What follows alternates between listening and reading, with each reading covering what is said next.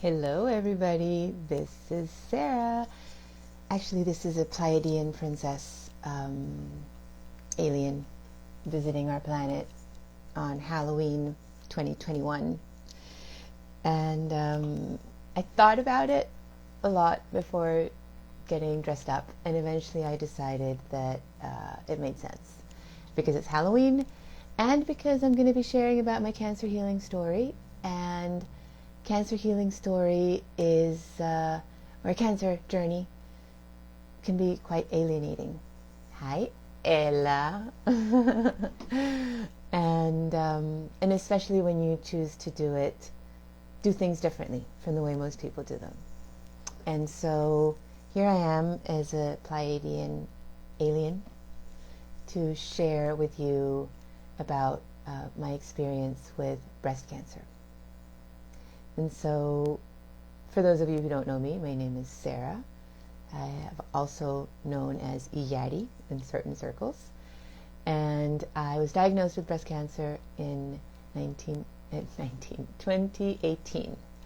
And so I'm going to start with just giving a brief overview of the clinical side of the cancer diagnosis, especially I think because for people who are going through a similar experience or who know somebody who's going through a similar experience, it's useful to know all these details. I know I wanted the details. So I found a lump in my breast in late August 2018. September 2018, I went and had it checked out. I had an ultrasound, and then I had a biopsy, and the biopsy confirmed it was cancer. An important point is that after that I had a mastectomy. I had a mammography. I did have a mastectomy after, but we'll get to that later. I had a mammography screening, the standard screening that's recommended, and with a confirmed breast cancer diagnosis, my mammography came out negative. There was nothing. No sign of cancer whatsoever. So for me, this is really important to share because mammography is the screening tool that is most recommended, or at least across the board. And I'm not saying it's not a good tool, but it's not infallible. So read the small print. So anyway, I get diagnosed September 17th, 2018. And I was told I had ductal carcinoma in situ, DCIS, and invasive ductal carcinoma, which means that the cancer part of it was inside a capsule and part of it had already spread beyond the capsule. And so and then there were more tests that were done, many more tests, and what came out was that the cancer was estrogen positive, which means that it feeds off of estrogen circulating in the blood, and it means that, and then it was also HER2 positive. And HER2 is a characteristic that makes it's a particular type of breast cancer that's especially aggressive. So that was the diagnosis I had. I saw several doctors. They all initially recommended, there were 3 options basically. Lumpectomy, which was just removing the lump, followed by radiation and chemotherapy and a special medication for the HER2 and hormonal treatment. Option number 2 was just removing one breast, and therefore probably no radiation, but still chemo and all the other stuff. And then the other option was removing both breasts, a double mastectomy. And that's what was most being recommended because I have a history of breast cancer in my family. My grandmother had breast cancer and my aunt had breast cancer. Both of them had it when they were young, and then it came back when they were older. So the recommendation for me was to have a double mastectomy. I eventually did have a double mastectomy in December. So that's, in cancer time, it's a very long time to wait between the moment of receiving a diagnosis and actually going ahead with the procedure that the doctors recommend. I'll get into details about what I did in that time. But that time was very precious for me, and I'm really happy I took it. I did ask one of the surgeons, oncologist surgeons, how fast this grew and how much time I had before I had to make a decision. And he said, listen, a month, maybe 2, I wouldn't give it more. I took 3. September, October, November, yeah, 3 months. Exactly 3 months, because I had my surgery on December 17th. Exactly 3 months after the day I was diagnosed. And so after, wala Miriam. And so after I had the mastectomy in December, I had to go a month later to see the clinical oncologist. One thing about the mastectomy, when I had the surgery, one of the key things was to establish whether the cancer had spread beyond the breasts into the lymph nodes. And I remember coming out of the surgery and just being groggy in the recovery room, and just in my head I was just thinking, are the lymph nodes clear? Are the lymph nodes clear? And I remember asking the nurse, are the lymph nodes clear?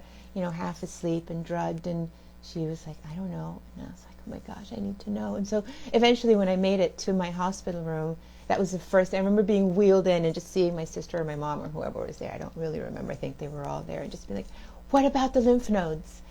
And them telling me they're clear. And just every time I tell that story, I get goosebumps, because it was key. It makes a big difference in your healing journey, how much the cancer has spread, and to know that the cancer had not spread to my lymph nodes was monumental and good, very, very good. So after that, so I had my recovery period, and then I went to the clinical oncologist. I studied a ton before going to see him, and I went with a bunch of questions, and I had done a lot of research. And so he recommended, as expected, 6 months of a cocktail of three different chemotherapy drugs, I believe, and then Herceptin, which is the targeted medication for HER2 positive cancers, which is, with that treatment, a cancer that was previously very much very likely to lead to metastasis and early death. With that treatment, that was reduced significantly. And then after I completed that entire treatment, I was to take 5 years of hormonal medications. And with all the research that I had done, I said to the doctor, doctor, I really need to think about this. And he said, yes, it's your life, it's your body, and I actually can't give you any guarantees anyway, so think about it.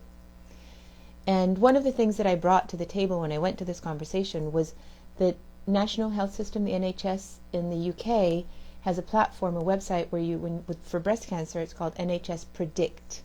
And you can go in and put all the information about your diagnosis, the tumor, the size of the tumor, the grade, whether there's lymph node invasion, estrogen, all the stuff. You put it all in, and it tells you what their expected survival rate is, 5, 10, 15 years.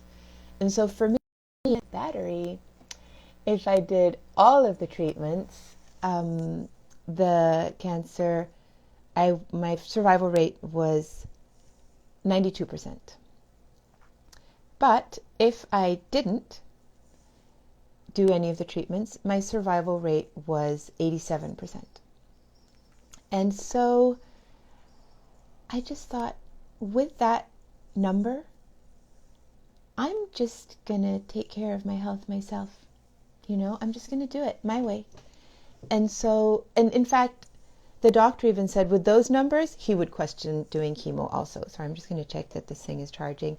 I might have a situation like I did just an hour ago where my phone died and I lost everything. But I'm going to try and see, and hopefully that won't happen. And so I left the oncologist office and I said, thank you, I'll call you back. And I never did. And I never went back. And so the question, I guess, then is, what did I do if I didn't do what they told me to do? Well, I did have a double mastectomy, which also, for those who are interested in the details, there's many ways. Sorry, I'm a bit sideways, but that's just how it's going to have to be. There's many ways there's many different forms of doing mastectomy. I had something that's called skin sparing and nipple sparing double mastectomy with immediate reconstruction. So what that means is that they cut under the breast and just scoop everything out and then go under the muscle and put the implant and then close it up.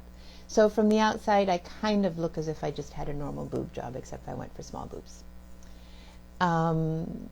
which most people don't. And so, yeah, that's the clinical part. And this was January 2019 that I said no to the oncologist, the clinical oncologist.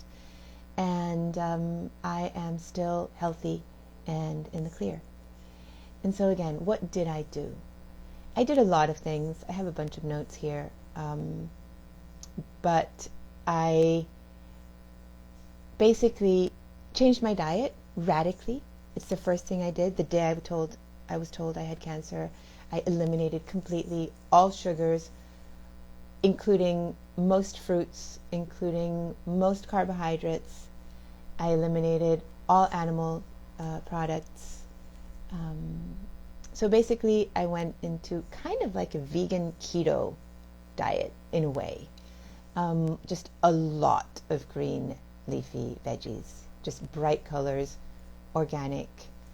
And so that's what I did with my diet. And in a way, I still do it. I'm not as radical as I was before. I'm a lot more flexible, but it's basically what I do, is just be very mindful of what I eat. And then the next thing was just being very mindful of my thoughts. I spent about 20 years of my life being depressed, between my early 20s to early 40s, or maybe it was 18 years, but roughly 20 years of low-grade depression. So functional, but all the same depressed. And when I was diagnosed with breast cancer, I remember saying to myself, honey, you absolutely cannot get depressed. There's no room for that here. You don't have the luxury of being depressed now. And I know that was key. Of course, I was terrified. I was nervous. I was anxious. There was a lot going on inside of me, but I just knew that anything that came up, I needed to deal with it and move on, because I could not afford to stay there in a low vibration space, because every one of my cells really needed me to be high vibration all the time, or most of the time. So I explored many types of healing modalities. I mean, I went to 3 different oncological surgeons. The one I chose in the end, I love with all my heart. And one of the reasons I chose him was because he made me laugh, and he still does.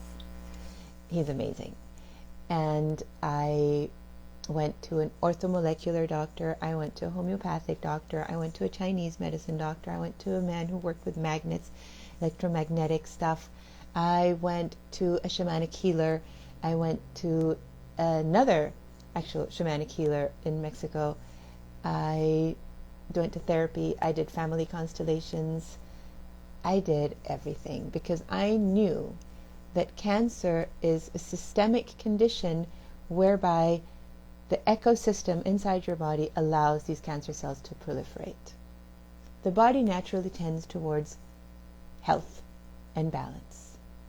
But sometimes when we're stressed, when we're tired, when there's genetic things, when we're not eating what we need to be eating, when there's a lot of toxins coming in from the outside, our body is not able to bring itself back into balance as it needs to be. And so I knew that the cancer in my body was a consequence of an ecosystem that had allowed it to grow, and that therefore I needed to completely change that ecosystem.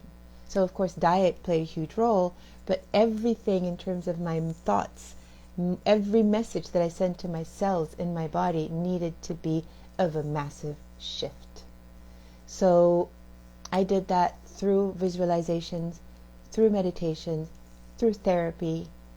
I was introduced to Dr. Joe Dispenza and his brilliant explanation and understanding of how our energy is affected by our thoughts, and how we create from there, and how we do have the ability to bring about massive shifts in our body through our breath, through our thoughts, through our focus. One of the most powerful visualizations for me was imagining the healthy cells in my body embracing the cancer cells and bringing them back into harmony with the other cells in my body. Because cancer is not an invader that comes from the outside. It's not a virus. It's not a bacteria. It's our own cells that go rogue. And so I grew up with my dad telling me that there were all these studies where visualizations where cancer patients who visualized their T cells, their immune system, being huge warriors, destroying the cancer cells, and how that was very effective in supporting chemotherapy working and in supporting a healing process against cancer. And I just could not reconcile having a war inside my body. The whole language of fighting and battle, and I say this with the deepest of respect because I know that people are fighting for their lives as we speak and fighting this terrible disease. And I just want to honor those people and their loved ones who are supporting them through that journey. This is my way of dealing with what I experienced. And I just couldn't have an inner war inside my body. And so my visualization was all the healthy cells in my body shining light and love onto these rogue cells and bringing them back into harmony. It wasn't a killing, it wasn't a destroying, it was rebalancing and transforming and harmonizing. That's what worked for me in terms of visualizations. I also did a lot of journaling, and I learned new things because I knew that rewiring the brain was a very powerful way of just changing the inner ecosystem. So I started studying Hebrew, which was really fun for me because I like studying languages, and it's just such a radically different language that I knew it was going to rewire my brain. And I prayed. I prayed a lot. I still do. And one of the things that was key for me also, I took this time between the diagnosis and getting the double mastectomy because I wasn't sure if that was the right thing for me. It didn't feel right. I mean, the whole diagnosis didn't feel right. But in that time, what I did was I went to see, so between September and December, I went to Mexico. I went to see a healer there. It almost sounds like witchcraft what happened in that visit. I won't go into details about it now, but anybody who wants to know is most welcome to reach out and I'll tell you. But basically it meant there was 40 days during which I could not, if I believed what that was doing, I couldn't go for an intervention. So that's why it took so long.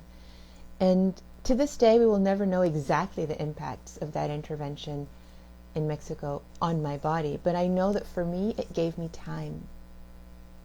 Really gave me time. And eventually, it became clear to me that this was the way to go. A double mastectomy was the way to go. I had done research in Spain, in Germany, in the US, in England, and I knew that in other countries maybe they wouldn't have recommended that. But I'm here in Panama. So I did what was recommended here in Panama. And one thing that was key for me when I decided to do the double mastectomy, a very dear friend said to me, Iyari, he called me Iyari, this whole Iyari Sarah name thing is also kind of a bit of another story. But he said to me, listen, I told him, listen, I've decided I'm going to do the mastectomy, I have to cut off my boobs. And he said to me, listen, you don't go in there like, oh my gosh, poor me, I'm going to cut off my boobs. No, you go in there with your head high. This is your choice. This is your decision. And you are offering your breasts in gratitude for your life. This is like your Sundance. And so for those of you who may not know, the Sundance is a Native American practice, which is, to my understanding, is a rite of initiation for warriors.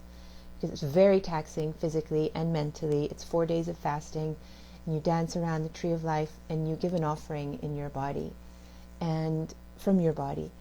And my friend said to me, this is your Sundance. You are choosing to offer your breasts in gratitude. And it was a lovely, lovely language that really resonated with me, and it made sense, and it shifted completely my experience of the whole thing. And I was like, well, I didn't really think of doing a Sundance, but now I'm doing a Sundance, and so this is how I'm going about it.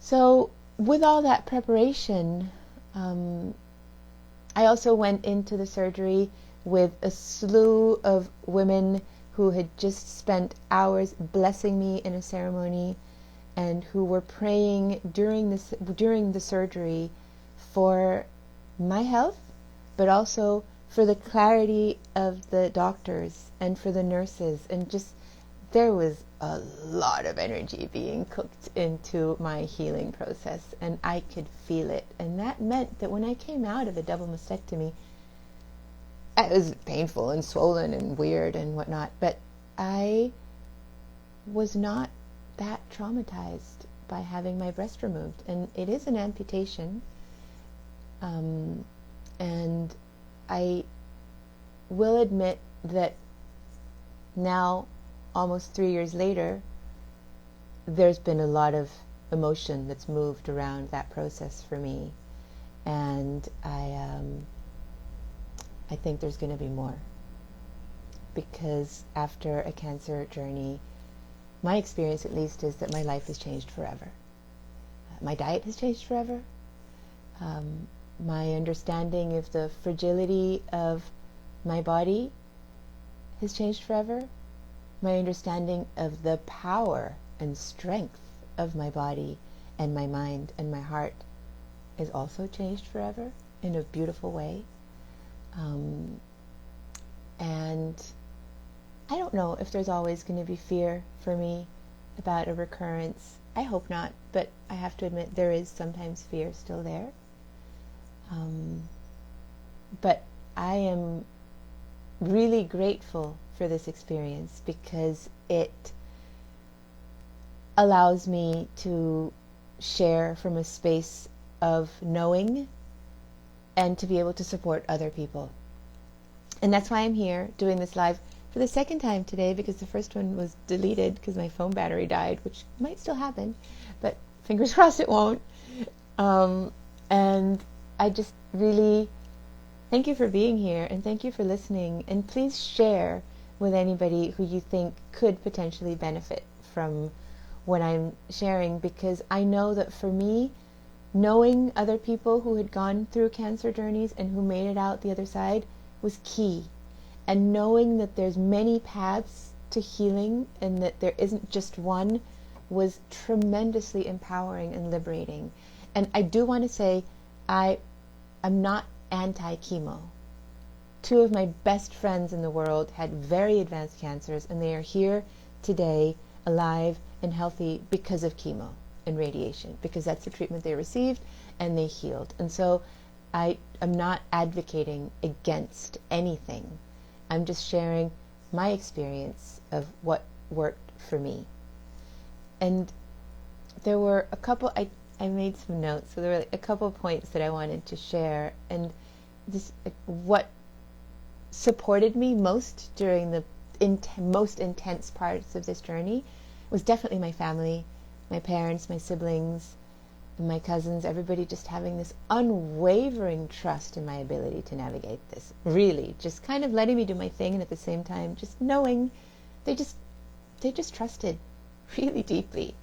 And that is empowering, yeah. And then friends, as I said before, around the world, just holding me and praying for me, and also believing in me and loving me. And I also want to say that there were several men in my life who were instrumental in that journey, because I have many women friends were there also, but there were these men.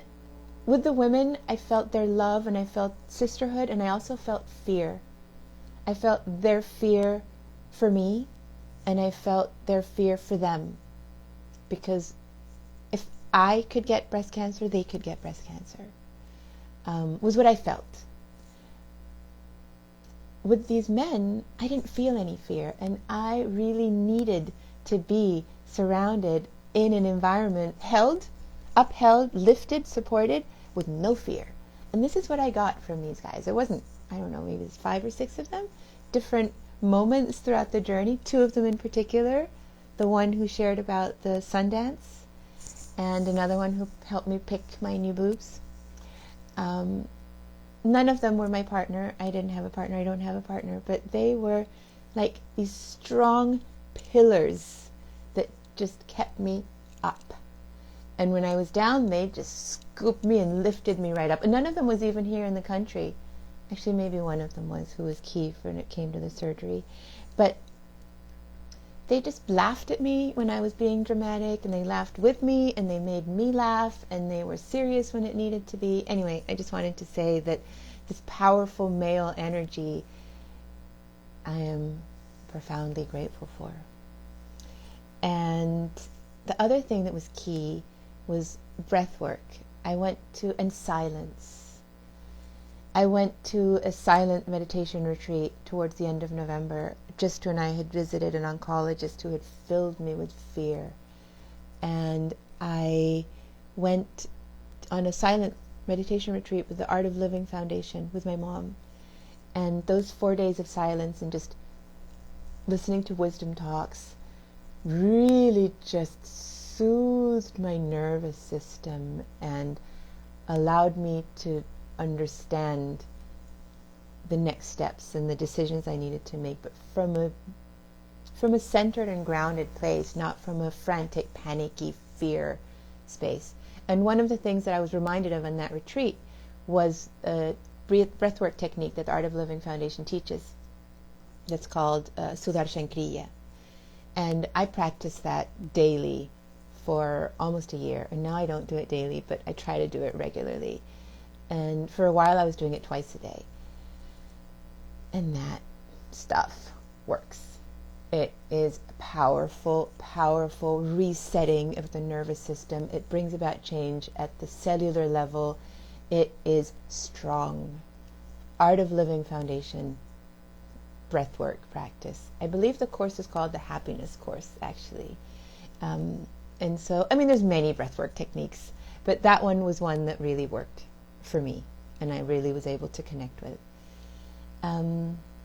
The other thing that really supported me was reading. I read a lot of books, and I read a lot of stuff online, but I read a lot of books, and one of the books that for me was key is called Radical Remissions: Healing Cancer Against All Odds. And it's a compilation of stories of people who were sent home. Most of the people who were sent home told there was nothing more the medical institution could do for them, and then they got better. Some of them were very, very advanced cancers in those situations. Others who were diagnosed and just said, I'm not doing any of this, and went home and got better. And so this woman follows all these people, and she's a PhD, and she does her thesis and brings together all this information of what these people did. And it's very interesting. And I think she had 9 items that everybody did in common. And out of those 9 items, only 2 or 3 were physical. It was exercise, diet, and supplements. Everything else was having a strong community, having a strong spiritual practice, having a strong reason to live, letting go of angers and resentments from the past, forgiving. Those aren't the 9, but that's the type of thing. I can't list them off right now because I don't remember them. But it was all emotional, energetic, mental stuff. So that was interesting, to say the least, and very inspiring and motivating for me. So those were like the big things that I can mention right now that I really drew strength from, during that time, and continue to do so, because like I said earlier, my life changed forever, and I trust that at some point I will no longer see myself as a cancer survivor, but I will just see myself as somebody who had a cancer chapter in her life and then continue. But for now, cancer is still on my radar, And that means that I still feel fear sometimes, and it also means that I feel very driven to continue my healing work and to continue sharing my experience and to help myself and help others as I walk towards deeper and greater health at every level in my life. And gracias, Kike, por ese comentario. Hi, Les. And then I guess I just wanted to close with some really important points that I was thinking about when I was thinking about doing this live. And it's 3 main points. And one of them is prevention. This month of October, we talk a lot about, media talks a lot about breast cancer. And I don't know how much talk there is about prevention. And prevention is the best medicine. It is better to not get it than to get it. Because once you get it, whether it's cancer or any other thing, it's harder to revert the process. Not impossible, but it's harder, it's more uncomfortable, it's scarier. So what can you do for breast cancer prevention specifically? Well, the classic, manage your stress. Easier said than done. I'm very familiar with that. I'm sitting here smiling with a crown on my head, but I have a fair bit of stress. I'm a single mom, living with my parents, trying to figure it out financially. I'm 45. There's a pandemic. The whole world is in intense situations. There's stress to be had easily. And so finding ways to navigate that, or at least to relax our nervous system within what's going on, is really important. I knew that, but I never took it as seriously as it needed to be taken until I got diagnosed with breast cancer. So take it seriously, please. Take care of your nervous system. Take care of yourself. Find 5 minutes to rest. 2, 1. Just close your eyes and take a few deep breaths. That can make a difference, a big difference. Find things that make you laugh. That's always good. And sometimes there doesn't seem to be anything to laugh about, but I found a lot of things to make me laugh when I was going through my cancer healing journey. I mean, I know I didn't go through chemo. I never had actual symptoms. So I wasn't terribly sick, as is the case for many people. And again, I want to honor anybody who's going through that, because I know that I speak from a space of privilege. I speak from a place of privilege of having had access to the things I had access to, having found the cancer in an early stage, being alive, being cancer-free. I speak from a space of privilege. And all the same, I want to invite anybody who is in a position of not even having cancer. That is the ultimate privilege. And may you please, I hope, I pray for everybody who's here, that you don't have to have that experience, and that you can manage your stress, and that you do find ways to prevent something like this, you know. And so in terms of prevention, what else? Diet. That's a huge one. Just to say also, a healthy diet for a healthy person is not the same as a healthy diet for somebody who has a condition. So maybe you don't need to go so extreme on when you're healthy, but keep it low on the sugar. There's nothing good about sugar. Nothing. Oh, it tastes yummy. Yes, but it doesn't have to be part of your life on a daily basis. And my diet now, I call it a nutritarian. I think about everything that I put into my body as high nutrients. So for example, rice. I love rice. I come from Panama. We eat rice. A meal without rice is almost not a real meal.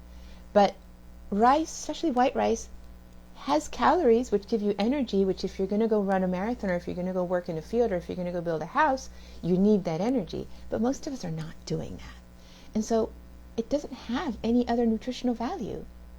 So filling up on rice is very satisfying and yummy, but it's not filling your cells with the nutrients that your cells need.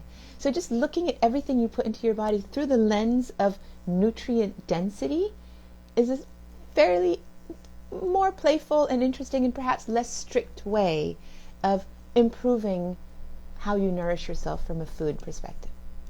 So that's about prevention. There's more, but I'm just going to stop there. The other point is early detection. Early detection is what allowed me to have the freedom to make the decisions that I made, because the cancer had not yet spread to the lymph nodes. Early detection, doctors will verify that, will confirm this, saves lives. It is much harder to revert a cancer process the further along it is. It's not impossible. It's not impossible, but it is much harder and probably much more uncomfortable and painful. So how do you do early detection? So of course, there's mammograms, which, as I said, I think I said earlier, in my case I had a confirmed cancer diagnosis and the mammogram showed nothing. So that doesn't mean you shouldn't do your mammogram, but a lot of times mammograms have the small print at the bottom that says, dense tissue, have an ultrasound. Most of us don't read that small print. Read the small print. It's really important. And then there's all these other screening tools, ultrasounds, MRIs, thermography. From what I've read, a thermography is the best in terms of these machine-based ones. Conventional medicine, the protocol standard of care, does not recommend a thermography. So I'm not going to say anything against, excuse me, hi Darren. I'm not going to say anything against the standard of care. But thermography, from my understanding, can detect changes in breast tissue way before a mammogram can. And then the other thing is just touch yourself. Touch yourself. That's how I found my lump. If you're a woman, touch your breasts. Become intimately familiar with your body. Notice when there's a change. And if you're a man and you have a female partner, touch her breasts, which of course I'm sure you do, or hopefully you do regularly anyway, but also support her. I know of cases where it's a man who's found a lump in his woman's breasts. And so of course nobody wants to find that, but it is much better to find it and deal with it than to not find it until it's too late. Because a lot of times they don't go away by themselves, because as I was saying, there's a certain internal ecosystem that allows this thing to happen. And it is rare for us to just spontaneously shift that ecosystem without having a real reason to do it. Because it requires stepping out of your comfort zone. It requires making radical changes in your life, many of which we kind of don't want to do. So touch yourself if you're a woman. And if you're a man, well, I guess you could too. But I'm talking about breast cancer here. So, yes, that's the early detection piece. And for those who have just joined, I'm wearing a crown and I'm dressed as an alien because it's Halloween. So I'm an alien princess. I'm actually a Pleiadian princess, just saying. Although I like the fairy thing. Thank you, Kike. Maybe it can be a fairy also. I can be anything I want, right? So can you. And so the third point, important things I wanted to share, the third point is that it's your body, it's your life. This is really key, because especially when you get diagnosed with cancer or another massive thing, you get told you got cancer. Of course, cancer is like this giant monster of death, really. Or like that's how it's sold, or that's how we see it in the media. That's how we see it in movies. You know, in every movie, where there's somebody who's with cancer, it's a he or a she or a child, and they're cute, and then they die, and it's just awful and heart-wrenching. And tragically, this happens a lot. We know. I mean, I've lived it in my own family. I know. We know. But it doesn't have to be the case. A lot of people survive cancer. Cancer is not necessarily a death sentence, and there's many ways to go. There's the standard of care, which is what the conventional medicine will show you. And I am not saying to ignore the standard of care. I am just saying question it and go beyond, because there is more. And in my case, I did a combination. I had a double mastectomy with immediate reconstruction, not a small thing to say and not a small thing to do. And then I didn't continue with the other treatments. Like I said before, two of my best friends had very advanced cancers. They were both saved, thank God, to chemo and radiation. So I know that doctors, for the most part, are trying to do their best. And the tools they have are the tools that are set forth in the standard of care. But there are many other, also qualified, science-based humans very much focused on healing, that have some very valuable information to share. So if you're in that situation, take the time to research and to investigate, because you will be rushed into not taking the time and into fear and just take it out and let's blast it. And okay, maybe you do need to take it out and blast it, but make sure that you made that decision. Whether it took you 24 hours or whether it took you 24 days, it's your life. You are responsible, not those doctors. I remember one of the people who most supported me through this process was this shamanic healer who's a dear friend of mine. And at one point, right at the beginning, we did a lot of very uncomfortable questions and exploring. And at the very beginning, she said to me, listen, are you willing to take responsibility for making the decision to not do chemo if that's what you choose to do? Because you realize if you don't take responsibility and say you do what the doctors say because you're just too scared and say it works, great. And if it doesn't work, you can always blame the doctors. But if you take responsibility and you decide, for instance, that you're not going to do chemo and it doesn't work, you're responsible. Are you willing to be responsible for your own life? And clearly I was, and mostly I am. Sometimes I'm not, but mostly I am. And this is an invitation to you, or whoever is going through a situation like this, or even if it's not cancer in general. I think, especially if we're all grown-ups here, which I think we are, we've got to be responsible for our own lives. It's nobody else's job, it's ours.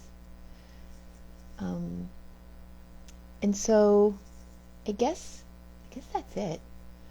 There's nothing else I wanted to say, other than, I guess, just one little story.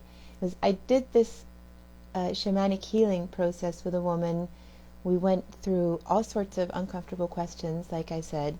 One of them was, what purpose is this cancer serving in your life? And this is a tricky question, yeah? And I was willing to go there. But assuming that we create our own lives, just assuming, then that would mean that for some reason, subconsciously, clearly not on purpose, something in my internal makeup created this cancer experience for me. And so my friend was asking me, why? What purpose is this fulfilling for you? And that was a brilliant question, because for me it really allowed me to see my role as a victim, as just playing the victim, and how martyrdom is well seen in this culture, and how cancer gave me a lot of freedom. That year, my kids were blissfully being fully taken care of by their dad. Thank you, baby daddy, for taking care of my kids, our kids, and them being well and happy. So I had all this freedom, and suddenly I had all the freedom to do all the therapies and all the inquiries and all the healing work that I had been wanting to do for ages, that I had not given myself permission to do, and cancer gave me permission to do that.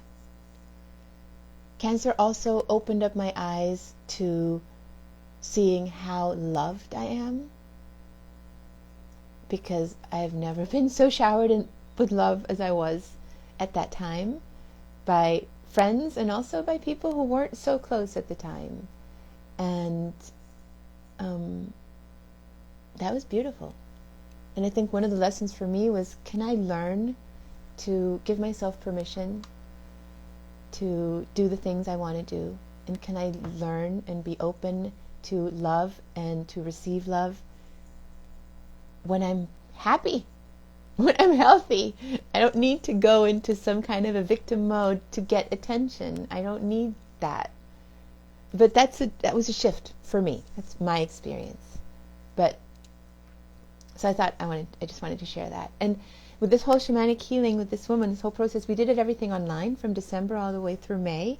And at the end of May, I went to visit her. She lives in Mexico. And we did some amazing work in person. And in the area where she lives, there's cenotes, which are these kind of smallish, some of them are very small and some of them are quite big, lagoons in the earth. And some of them are very deep, and some of them you can go even exploring caves, and they're just beautiful gifts of nature. And I went to one, and the Mayans saw the cenote as this threshold that separated the living and the underworld. And so towards the last days of when I was there in Mexico, I went to one of these cenotes, and I just thought, when I saw it, I was like, this is it. I'm going to jump into this water, and when I come out, I'm closing this chapter. This is how I am sealing this cancer healing process. Because in January, when I decided not to do chemo, I knew that just walking off like nothing had happened wasn't the right thing for me. I know that there's a reason that the standard of care recommends chemotherapy and other treatments afterwards. I'm aware of that. And so I felt, okay, so I'm not going to do that, but I'm going to do other things. So the diet, ton of supplements that I haven't even talked about, the meditations, and the shamanic work. And so May is a few months after I've done the surgery, and I just thought, in that moment, I felt, I'm done here. And so I jumped off. I think it was really high. I don't remember how high it was, but it was terrifying. I don't like jumping off of high places. But I did.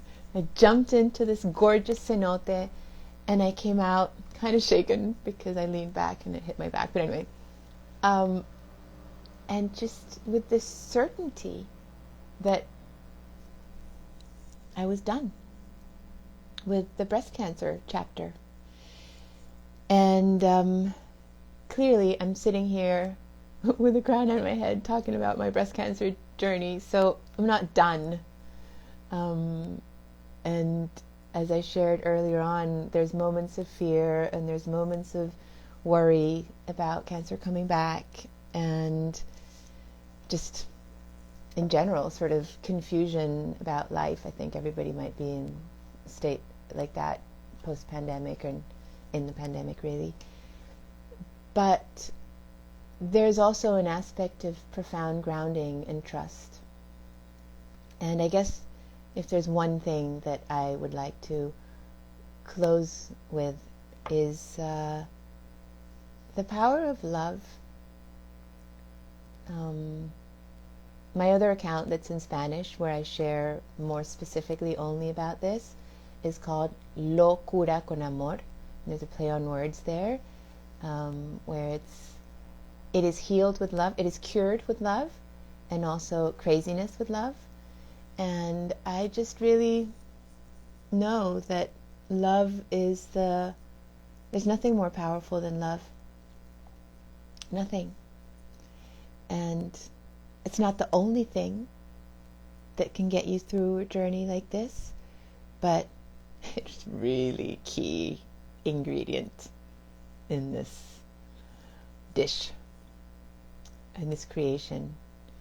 So with that, I will end, and thank you so much for all of you who joined, and thank you to my phone for not dying this time, because I already did this once and I lost it all this morning. So did it again. And for anybody who feels like an alien in this world, I see you. I feel like one too. I don't know if I look like one. I think I just look like a silvery, strange something, but that's okay. That's what we aliens are, silvery, strange somethings. And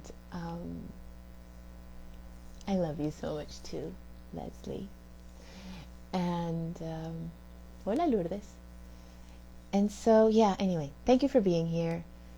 Have a wonderful day. Have a wonderful life. Trust yourself. Love yourself. And if you have any questions about breast cancer or nutrition or love or aliens, I am here. Be well. Bye.